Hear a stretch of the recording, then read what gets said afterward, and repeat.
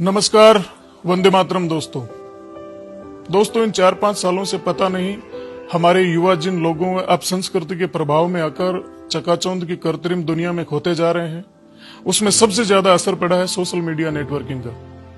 जिन भाइयों को पढ़ाई, कोचिंग, भर्ती, कंपटीशन पर फोकस करना चाहिए, वे फेसबुक पर नई नई स्टोरी लगाने, व्हाट्सएप पर स्टेटस लगाने, नए लुक में अपडेट होने, हरियाणवी लहजे में डॉन बनने, साथियों का एक ग्रुप बनाकर गैंगस्टर टाइप छवि बनाने, तेज स्पीड में बाइक चलाने, मुर्गे जैसी कटिंग और बकरे सी ढाडी रखने, सारा दिन लूडो खेलने, होटल मिडवे पर जाकर बर्थडे सेलिब्रेशन और रोड किनारे बैठकर बियर पीने, शराब ठेकों पर झगड़ा करने, अपने पथभ्रष्ट साथियों के साथ मिलकर हथियारों के साथ फोटो अपडेट करने, बुलेट, गेटवे, स्कॉर्पियो और कैंपर के साथ स्टंट करने, अपने आप को पॉलिटिकल किंग मेकर समझने, उधारी के पैसों से गांजा, चरस, स्मेक और अफीम, डोडा, दारू पीने, सिगरेट फूंकने, हथियार लहराने का शौक रखने, हरियाणवी भाषा में बात करने के प्रति ज्यादा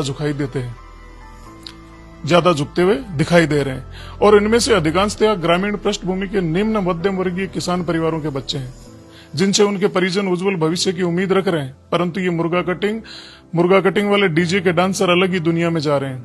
यदि उनके परिवार वालों ने समय रहते इनको नहीं रोका तो इनका भविष्य अंधकार में हो जाएगा। ये दिग्भ्रमित लोग सीधे सरकार से टकराने की बात करते हैं, पुलिस से हमेशा अपने को सुपर समझते हैं। यदि इसी तरह नशे में चूर रहे और समय रहते परिवारजनों तथा समाज के प्रबुद्ध जनों ने ध्यान नहीं दिया तो इसका परिणाम बहुत बुरा होगा। दरअसल वैसे ये कल्चर कमोबेश हर क्षेत्र में बढ़ती जा रही है और इसके पीछे जो लुभावनी चीज है वह है चमक दमक, अपने आप को सुपर बताने और दिखाने का आकर्षण। हरियाणा, पंजाब जैसे संपन्न प्रदेश के युवा अगर कुछ कर रहे हैं तो वो ऑलरेडी संपन्न है। हालांकि इन प्रदेशों में भी बहुत से युवा अपराध के अंधकार भरे रास्तों की ओर जाने अनजाने बढ़ रहे हैं। संपन्न होने के बावजूद भी इन इलाकों में भी नैतिक सांस्कृतिक गिरावट की बातें सुनने में आ रही है। परंतु हमारे यहाँ के युवा, खासकर जो अभी अभी यौवन की ओर बढ़ रहे हैं, उनके हाथों में एंड्रॉयड फोन आते ही वो हरियाणा के लठेतों को और उनके फेसबुक या ठाट को देखकर बहुत जल्दी वैसे ही दिखने और बनने की दिशा में चल निकलते हैं। फिर शुरू होता है इनके यारां दा अड्डा, राजपूत जिगरी, धांसू गुजर, देसी जाट, देसी बन्ना, गामा हले छोरे, यारां दी बादशाह, ग्रुप फलाना, गैंग ढिकाना, 001, 007, देसी बॉयज वगैरह वगैरह गैंगनुमा लड़कों की टोली बनना और दिखावटी चौंसलेबाजी।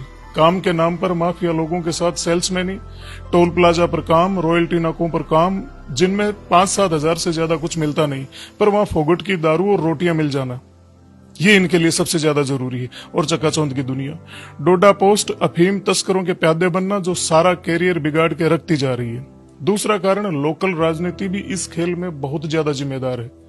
आजकल के चुनावी सीजन में हर नेता को इन फेसबुक या युवाओं की टीम चाहिए जो 5-7 गाड़ियों में भरकर जिंदाबाद जिंदाबाद के नारे लगाते रहें। इसके बदले हर रात उन्हें चुनाव के दौरान फ्री की शराब और खाने पीने की सुविधा मिल जाती है। ऐसे माहौल में ये नासमझ उन नेताओं को अपना गॉडफादर समझने लग जाते हैं और नेताजी का भविष्य तो सुरक्षित हो जाता है, पर इनका खुद का भविष्य चौपट हो जाता है। तीसरी बात यहां आती है, वो है परिवार व समाज की अनदेखी और निष्क्रियता। आज समाज और परिवारों में इतना विखंडन बढ़ गया कि अगर पता भी चल जाता है कि कोई गलत दिशा में जा रहा है तो भी हम कोई कदम नहीं उठा पाते। इसका एक कारण बुरा बनने से बचने की भावना भी है। पहले गांव में कोई बदमाशी करता तो उसे गांव के दूसरे लोग ही टोक देते थे, पर अब कोई किसी को नहीं टोकता, और टोके भी कैसे, बेचारे की उसी की बेइज्जती कर देते हैं। परिवार वालों की सुनते नहीं, ऐसे में कोई भी कुएं में पड़े और भाड़ में जाए की मनोवृत्ति धीरे धीरे जड़ें मजबूत करती जा रही है। इस प्रकार के भटके जीव हो जाते हैं अविवेकी और कुंठित। गुस्सा इनके नाक पर, कोई कुछ बोल दे तो मरने मारने को तैयार, शौक पूरे करने के लिए हर हद तक ये जाने को तैयार हो जाते हैं। बढ़ते नशे के प्रचलन, अवैध हथियारों के शौक, इश्कबाजी और गैंग्स प्रवृत्ति ने बहुत से युवाओं को बर्बादी की ओर धकेल दिया है। अपराध संबंधी घटनाएं दिनों दिन बढ़ती जा रही है।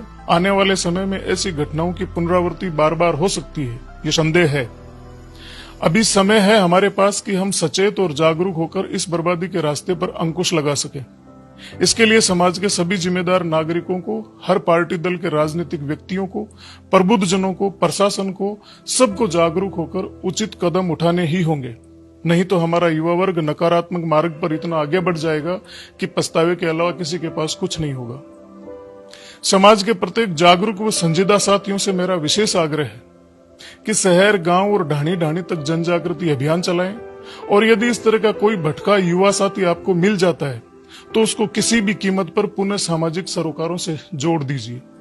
यदि आपके प्रयास से किसी एक युवा को भी समाज की मुख्य धारा में आपने जोड़ दिया तो यह अपने आप में समाज और मानवता की एक बहुत बड़ी सेवा हो जाएगी। आखिर में एक बात जिसे आपको जरूर जानना चाहिए,